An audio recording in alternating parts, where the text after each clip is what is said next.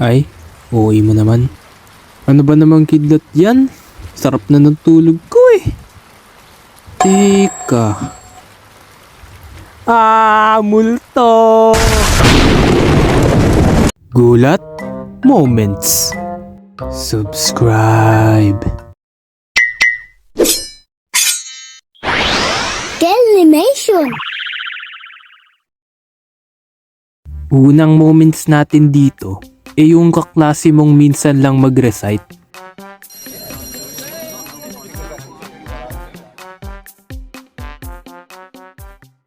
Okay class, ngayon ay pag-aaralan natin ng tungkol sa philosophy. Okay, sino ba ang may ideya tungkol dito? Anyone? Ako, sir. Wow, himala. Nag-recite siya. Wow, ano ang iyong ideya, Mr. Ken? Sir, bakit naman gulat kayong lahat? Wala, Mr. Ken. Sige, ipagpatuloy mo na. Ay, wag na lang po pala, sir. Wow, himala yun ah. Sunod dito, yung pusa mong nakakainis. Tas magugulat ka na lang na wala na yung ulam mo.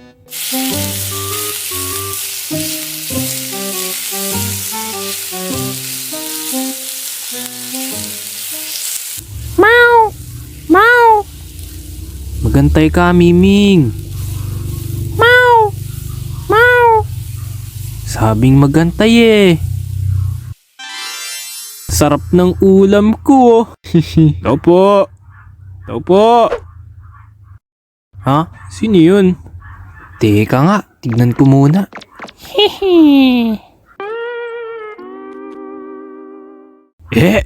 Nani? Ikaw na naman pusa ka! Eto namang sunod, yung kaklase mong gulat na gulat sa grades niya. Mr. Joren, ito na ang iyong grades para sa quarter na ito. Hehe, salamat po. Teka, parang may mali ah. Ba't mas mataas ang English kaysa sa Pilipino? Pilipino ba talaga ako? Abay, oo, malamang. Bakit mo naman natanong yan?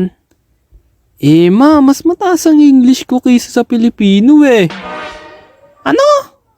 Ay, hala. Pilipino nga ba talaga tayo? Ang sunod naman na moment, eto yung tropa mo na hindi nagpapaalam sa magulang niya pag gumagala. Oh pre, maganda pala dito no. Oo nga pre. Oo nga no. Oo nga. Oo nga sabi. Oo nga, ano ba naman to? Asa na kaya yung batang yon? Matawagan nga. Oh pre, saan na ba tayo pupunta pre? Dun pre. Saan pre? Dun sa malayo.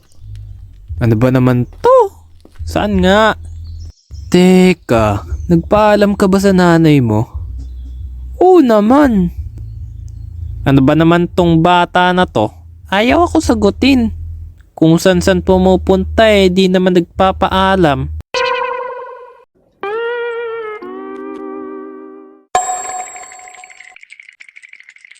Oh pre, bakit ganyan mukha mo? Pre, ang dami kong miss call kay mama. Oh no! Oh, ayan. Di ka pala nagpaalam eh. Kayo ba? Anong mga gulat moments nyo? Share nyo naman dyan sa comment section.